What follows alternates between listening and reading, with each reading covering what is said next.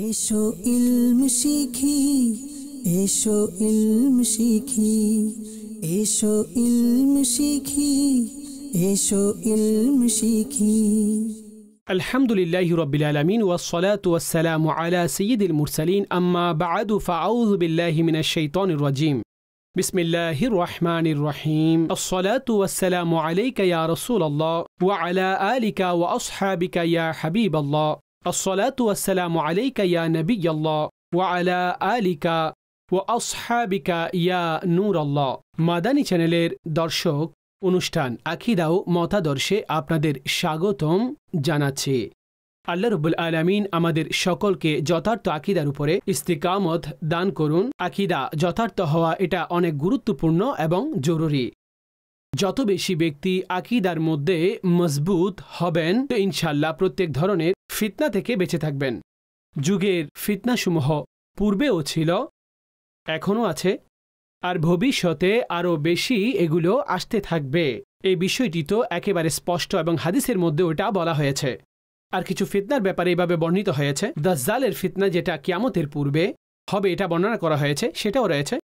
কিন্তু বিভিন্ন ধরনের ফিতনা যা মানুষদেরকে তাদের আকীদার মধ্যে দুর্বল করার জন্য কিংবা মাআযাল্লাহ এমন বিষয়গুলো অ্যাড করা যা তাদেরকে গুমরাহি কিংবা কুফর পর্যন্ত পৌঁছে দেয়। এজন্য ব্যক্তির কাছে এমন ইলম এবং নলেজ হওয়া এটা জরুরি যে সে যেন নিজের আকীদা সংরক্ষণ করতে পারে, নিজের আকীদাকে যথার্থ করা এবং সে আকীদার মাধ্যমে সে সংরক্ষণ নিয়ম অনুসারে করতে পারে। এটা অনেক গুরুত্বপূর্ণ এবং জরুরি। এই প্রোগ্রামে আমরা বিশেষ করে বিভিন্ন ধরনের বিষয় সংক্রান্ত বিভিন্ন বিষয়ের উপরে আমরা আলোচনা করেছি। আর তাতে বিশেষ করে আল্লাহ রাব্বুল আলামিনের যে জাত রয়েছে সে সংক্রান্ত আমরা আলোচনা করেছি। আজ আমরা বিশেষ করে নবুওয়াতের ব্যাপারে আর নবী পাক সাল্লাল্লাহু তাআলা আলাইহি ওয়া আলিহি ওয়াসাল্লামকে আল্লাহ পাক কি শান উনাকে দান করেছেন, আর হুজুর সাল্লাল্লাহু আলাইহি ওয়াসাল্লাম ওনার ব্যাপারে আমাদের কোন কোন আকীদা রাখা জরুরি হয়ে যায় একজন মুসলমানের জন্য, কোন এমন আকীদা রয়েছে মাযাল্লাহ সুম্মা মাযাল্লাহ নবী পাক আলাইহিস সালামের এই ব্যাপারগুলোর বিপরীতে যদি সেই আকীদা রাখে ইসলামের সীমানা থেকে সে বের হয়ে যায়, তো এই বিষয়গুলো আমাদের বোঝা উচিত। জি হ্যাঁ, আমাদের প্রিয় নবী সাল্লাল্লাহু তাআলা আলাইহি ওয়া আলিহি ওয়াসাল্লাম আল্লাহর খাস বান্দা, আল্লাহর নবী, আল্লাহর রাসূল, অতঃপর পয়গম্বর, আম্বিয়া, ওনারা তো দুনিয়াতে তাশরীফ এনেছেন। আর 1,24,000 কম বেশি পয়গম্বর আম্বিয়া দুনিয়াতে এসেছেন।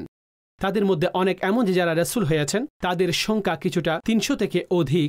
এটা বর্ণনা করা হয়েছে 313, 315। বিশেষ করে যারা রাসূল রয়েছেন ওনারা যেহেতু নবী থেকে অধিক শানওয়ালা, ফজিলতওয়ালা, তো অনেককে রিসালাত আল্লাহ দান করেছেন, যে আল্লাহ নবুয়ত দান করেছেন আর রিসালাতও দান করেছেন। আল্লাহু আ'লামু হাইসু ইয়াজআলু রিসালাতাহ। আল্লাহ অধিক জানেন উনি কাকে রাসূল বানাবেন। নবীদেরকে দুনিয়াতে পাঠিয়েছেন, আর নবীর সাথে সাথে তাদের মধ্যে অনেক এমন রয়েছে যে যারা রাসূলের সম্মান অধিষ্ঠিত, আর সেই রাসূল আম্বিয়াগণের মধ্য থেকে অতঃপর উলুল আজম রাসূল রয়েছেন, তারা বিশেষ ফজিলতপূর্ণ। আর সে উলুল আজম রাসূলদের মধ্য থেকে আল্লাহ পাক যে বিশেষ ফজিলত দান করেছেন, অর্থাৎ সমস্ত নবীদের মধ্যে, সমস্ত রাসূলদের মধ্যে শ্রেষ্ঠ মর্যাদা আল্লাহ যাকে দান করেছেন তিনি আপন প্রিয় নবী, খাতামুন নবিয়্যিন, শফিউল মুযনিবিন, জনাবে রাহমাতুল লিল আলামিন সাল্লাল্লাহু আলাইহি ওয়া আলিহি ওয়াসাল্লামকে আল্লাহ এই শান দান করেছেন, অর্থাৎ সর্বশ্রেষ্ঠ শান ওনাকে বুলন্দ করেছেন। যেহেতু নবী হওয়ার ক্ষেত্রে তো সমস্ত নবী একেবারে বরাবর, এমন নয় যে নবুওয়াত এবং রিসালাত এই গুণের মধ্যে কোনো কমতি, অর্থাৎ কেউ কিছুটা নবুয়ত পেয়েছেন, কেউ অতিরিক্ত নবুয়ত পেয়েছেন, অন্যকে অন্য কিছু, এমনটা নয়। নবী হওয়ার দিক থেকে বরাবর, নবুয়তের ক্ষেত্রে বরাবর, কিন্তু শান এবং ফজিলত এতে আল্লাহ পাক স্তর রেখেছেন, এটা বোঝা উচিত। আর এটা একেবারে স্পষ্ট বিষয়। অনেক সময় আমাদের একেবারে সাধারণ জনতাকে বিভিন্ন আয়াত পড়ার মাধ্যমে তাদের আকীদার মধ্যে দুর্বলতা ঢেলে দেওয়ার প্রচেষ্টা চালানো হয়ে থাকে, আর বলা হয় যে দেখো ভাই, কুরআনে বলা হয়েছে লা নুফাররিকু বাইনা আহাদিম মির রাসূলিহি, যে রাসূলদের মধ্যে কোনো পার্থক্য আমরা করি না। অর্থাৎ ওনাদের মধ্যে কোনো পার্থক্য নেই, ওনারা বরাবর।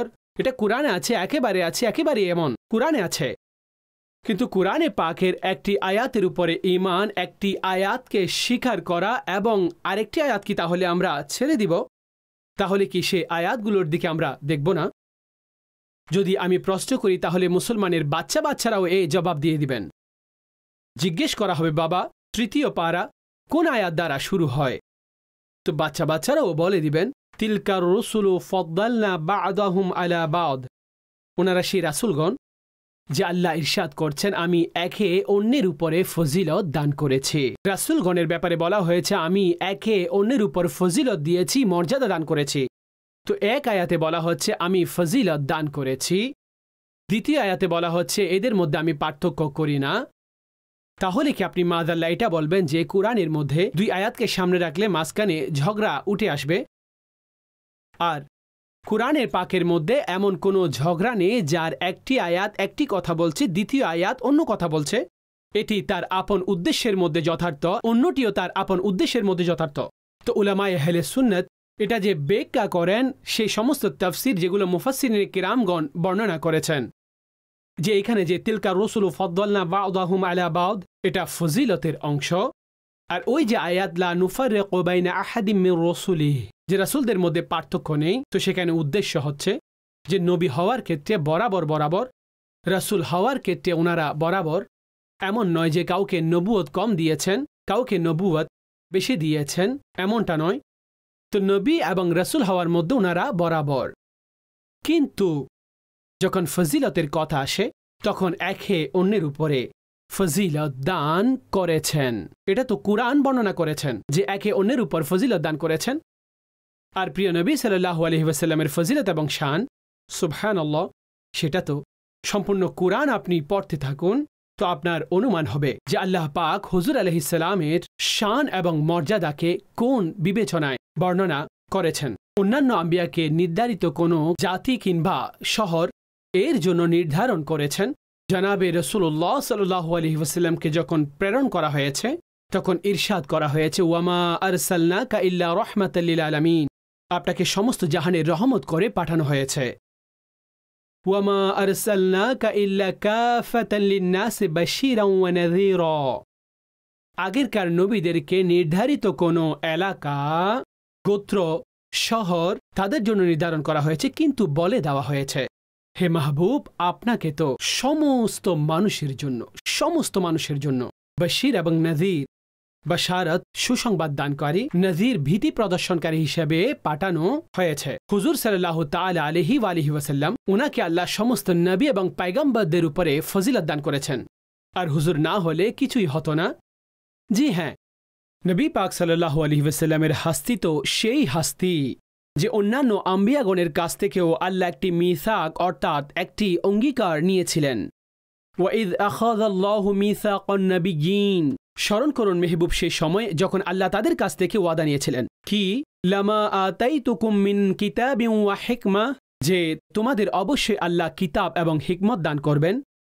সুম্মা জাআকুম রাসূলুম মুসাদ্দিকুন লিমা মাআকুম লাতুমিনুন্না বিহি ওয়া লাতানসুরুন্নাহ, এটা ওনাদেরকে বলা হয়েছে যে অতঃপর তোমাদের পরে তিনি সে রাসূল আসবেন, তো তোমরা অবশ্যই উনাকে সত্যায়ন করবে, উনার প্রতি ঈমান আনবে এবং উনাকে সাহায্যও করবে।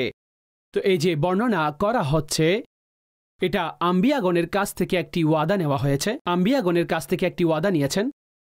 রেওয়ায়েতের মধ্যে বর্ণিত হয়েছে আম্বিয়াগণ আপন আপন যুগে নিজেদের উম্মতদেরকে একত্রিত করতেন, বিশেষ করে হযরতে ঈসা আলাইহিস সালামই এই সুসংবাদ দান করেছেন।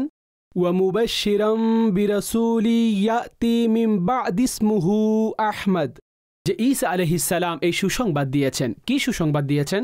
যে আমার পরে যিনি আসবেন ওনার নাম আহমদ।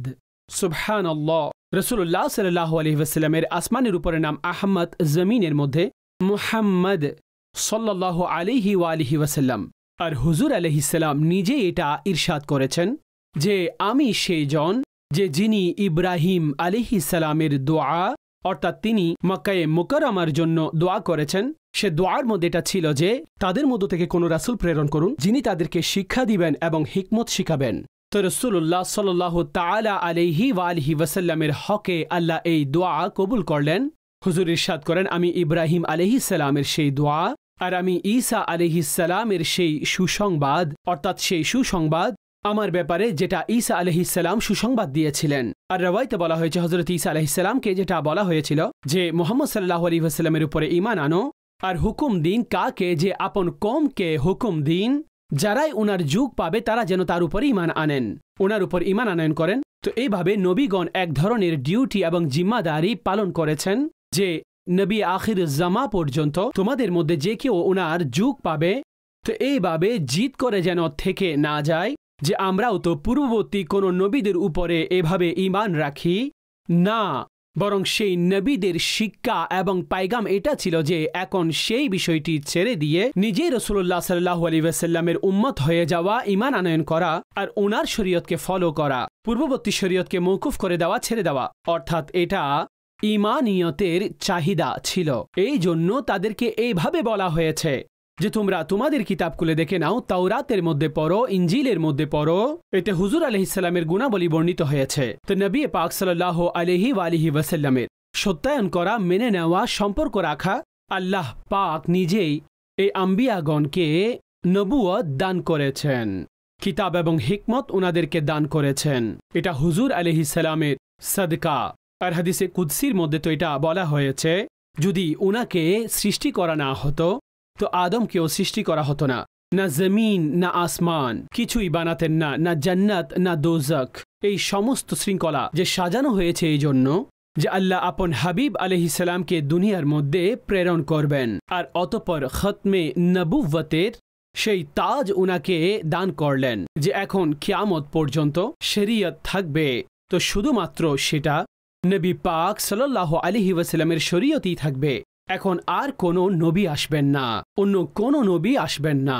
এখন কিয়ামত পর্যন্ত যে কেতন পতাকা রয়েছে তো সেটা দ্বীনে মুহাম্মদী সাল্লাল্লাহু আলাইহি ওয়াসাল্লামের পতাকা বুলন্দ থাকবে।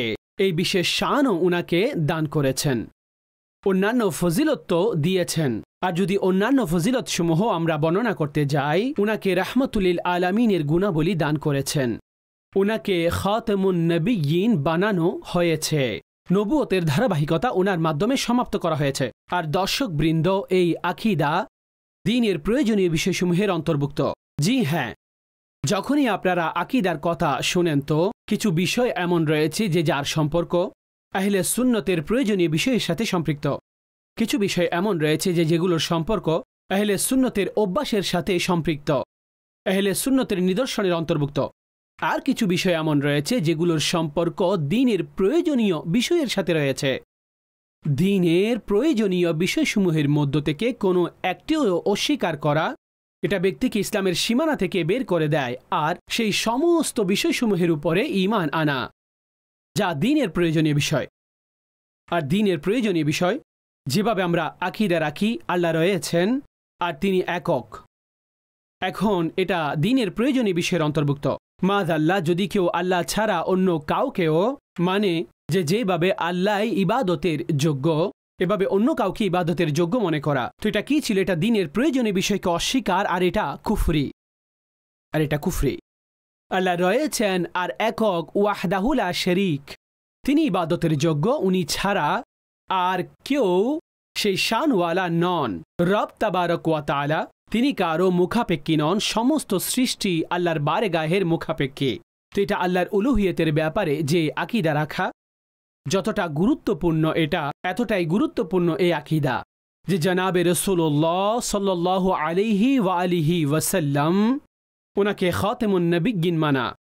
অর্থাৎ কোনো ব্যক্তি যদি হুজুরকে নবী মানেন, হ্যাঁ তিনি নবী, ঠিক আছে, রাসূল তিনি, ঠিক আছে, সমস্ত নবীদের থেকে শ্রেষ্ঠ, ঠিক আছে, রসুলদের মধ্যে শ্রেষ্ঠ, ঠিক আছে, কিন্তু মাযাল্লাহ সুম্মা মাযাল্লাহ উনি হুজুরকে খাতামুন নবিয়্যিন এই অর্থে যদি না মানে যে উনার পরে আর কোনো নবী আসবেন না, কোনো নতুন নবীর প্রশ্নই উঠে না, এভাবে না মেনে বরং খাতামুন নবিয়্যিনের সে উল্টো কোনো ব্যাখ্যা করার মাধ্যমে, হ্যাঁ কোনো জুজভি নবী আসতে পারেন মাযাল্লাহ, কিংবা এইভাবে আসতে পারেন কিংবা এইভাবে আসতে পারেন, তো এই ধরনের যে আলোচনাগুলো রয়েছে যা অন্য কোনো ব্যক্তির জন্য নবুয়তকে প্রমাণ করে কিংবা নবুয়ত মানেন কিংবা দাবি রাখেন যে নবী আসবেন, তো এটার অর্থ হচ্ছে তিনি হুজুরকে নবী তো মেনেছেন কিন্তু খাতিমুন নবীন মানেননি।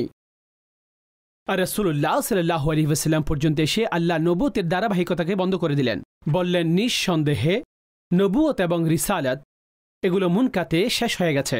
লা নবিয়্যা বাদি, লা নবিয়্যা বাদি, এখন আমার পরে আর কোনো নবী আসবেন না। আমার করিম আকা সাল্লাল্লাহু আলাইহি ওয়াসাল্লাম ইরশাদ করেছেন যে আমার উপমা পূর্ববর্তী নবীদের মতোই, যে যেমন একটি মহল তৈরি হয়েছে, ইমারত তৈরি হয়েছে, আর মানুষ তার আশপাশ চেক করে আর দেখতে পায় যে সুন্দর একটি ইমারত, এত সুন্দর ইমারত, অনেক সুন্দর মহল হয়েছে, কিন্তু একটি জায়গায় একটি ইট কমতি রয়েছে। তো তারা বলল যে এই একটি জায়গা থেকে গেছে, এখানে একটি ইট কম। তো সরকার সাল্লাল্লাহু আলাইহি ওয়াসাল্লাম ইরশাদ করছেন এটার উদাহরণ হচ্ছে যেমন নবুয়তের একটি মহল, এটি যে সমস্ত আম্বিয়া দুনিয়ার মধ্যে চলে এসেছেন, আর যে একটি ইটের জায়গা খালি ছিল সেটা আল্লাহ পাক আমাকে খাতেমুন নবীন করে পাঠিয়েছেন। আর নবুয়তের এই মহল, অর্থাৎ এই মহল এখন কামিল হয়ে গেছে, পরিপূর্ণ হয়েছে, এখন এতে কোনো ধরনের কোনো কমতি নেই। আর কুরআনে পাকের মধ্যে যখন স্পষ্ট বলা হয়েছে মা কানা মুহাম্মাদুন আবা আহাদিম মির রিজালিকুম ওয়ালাকির রাসূলুল্লাহ ওয়া খাতামান নবিয়্যিন, স্পষ্টভাবে ইরশাদ করেছেন মুহাম্মদ সাল্লাল্লাহু আলাইহি ওয়াসাল্লাম তোমাদের মধ্যে পুরুষের মধ্যে কারো পিতা নন, কিন্তু আল্লাহর রাসূল আর নবীদের মধ্যে সর্বশেষ, নবীদের মধ্যে সর্বশেষ। হুজুর সাল্লাল্লাহু আলাইহি ওয়াসাল্লাম সর্বশেষ নবী, ওনার পরে কোনো নবী আসবেন না, কোনো নতুন নবী আসবেন না। আর আমরা মুসলমান আলহামদুলিল্লাহ 1,24,000 কম বেশি সমস্ত নবীদের উপরে ঈমান রাখি, একেবারে ঈমান রাখি। আর হুজুর আলাইহিস সালামের খতমে নবুয়তের চাহিদা হচ্ছে এটাই যে যারা এই প্রমাণিত তাদের উপরে ঈমান আনা, আর পরবর্তীতে হুজুরের পর আর কিছু নাজিল হবে না। ওয়াল্লাযীনা ইউমিনুনা বিমা উনজিলা ইলাইকা ওয়া মা উনজিলা মিন ক্বাবলিক ওয়া বিল আখিরাতি হুম ইউকিনুন, যে তারা ঈমান রাখেন, কিসের উপর ঈমান রাখেন? যা কিছু আপনার প্রতি নাজিল হয়েছে আর যা কিছু আপনার পূর্বে নাজিল হয়েছে। যদি হুজুরের পরেও মাযআল্লাহ কোনো বিষয় নাজিল হতো, তো অতঃপর ওয়ামা উনজিলা মিন ক্বাবলিক, যা আপনার পূর্বে নাজিল হয়েছে, তো এটাও আসতো, যা আপনার পরে নাজিল হবে তখন এটাও আসতো, কিন্তু পরবর্তীতে তা আখিরাত। এখন কিয়ামত পর্যন্ত আর কেউ ওহী আর নাজিল এই সব কিছু, সব ধারাবাহিকতা শেষ। প্রকাশ থাকে যে ওহী নবীর সাথে থাকে, ওহী বিষয়টি সেটা নবীর উপরই আসে। আর নবী করিম সাল্লাল্লাহু আলাইহি ওয়াসাল্লাম এটাও পূর্বে থেকে উম্মতদেরকে বলে দিয়েছেন যে কিয়ামত সেই পর্যন্ত কায়েম হবে না যতক্ষণ পর্যন্ত 30 জন মিথ্যাবাদী কাযাব, যারা প্রত্যেকে এটা দাবি করবে না যে তারা নবী, মূলত লা নবিয়্যা বাদি, মূলত আমার পরে কোনো নবী নেই। আর দর্শকবৃন্দ, যখন আমরা নবী এবং রাসূলদের ব্যাপারে আলোচনা করব, তো একটি বিষয় বিশেষভাবে ব্যক্তি জিজ্ঞেস করেন যে নবী কাকে বলা হয় আর রাসূল কাকে বলা হয়, এই উভয়ের মধ্যে পার্থক্য কি? দেখুন, প্রত্যেক রাসূল অবশ্যই নবী, প্রত্যেক নবী রাসূল হবেন এটা জরুরি নয়, এটা জরুরি নয়। নবুওয়াত এটা ব্যাপক, আর রিসালাত এটা খাস, এটা খাস। তো একটি ব্যাপক মান্তিকের পরিভাষা এটাকে বলা হয়ে থাকে উমুম, খুসুস, মুতলাক, আম, খাস, মুতলাক। এটা উদাহরণ হিসেবে যদি আমরা এইভাবে বুঝি যে ভাই প্রত্যেক যারা মুফতি হয়ে থাকেন তারা অবশ্যই আলিম, এমন নয় যে কেউ আলেম নন আর তারা সরাসরি মুফতির অবস্থানে চলে যাবেন, মুফতি হয়ে যাবেন, এমনটা নয়। প্রত্যেক মুফতি অবশ্যই আলিম, কিন্তু প্রত্যেক আলিমের মুফতি হওয়া এটা জরুরি নয়, এটা জরুরি নয়। না হয়তো জমিনের মধ্যে যত আলেম হবেন সবাই মুফতি হয়ে যেতেন। এটা উদাহরণ বুঝার জন্য, একটি সাধারণ ধারণা যদি এটাকে বলা হয় যে মস্তিষ্কে ভালোভাবে বুঝে চলে আসবে, বসে যাবে। এখন উদাহরণস্বরূপ এভাবে বুঝুন, প্রত্যেক নবী ওনারা রাসূল হবেন এটা জরুরি নয়। হ্যাঁ, যারা রাসূল তারা অবশ্যই নবী। নবী এবং রাসূলের মধ্যে পার্থক্য আলোচনা করতে গিয়েও এই পার্থক্য বর্ণনা করা হয়েছে। মুহাক্কিক উলামায়ে কেরাম লিখেন যে নবী দ্বারা উদ্দেশ্য হচ্ছে ওনারা যাদের নিকট শরীয়তের কোনো ওহী আসে আর ওনাদেরকে তাবলীগের হুকুম দেওয়া হয়েছে কিংবা দেননি।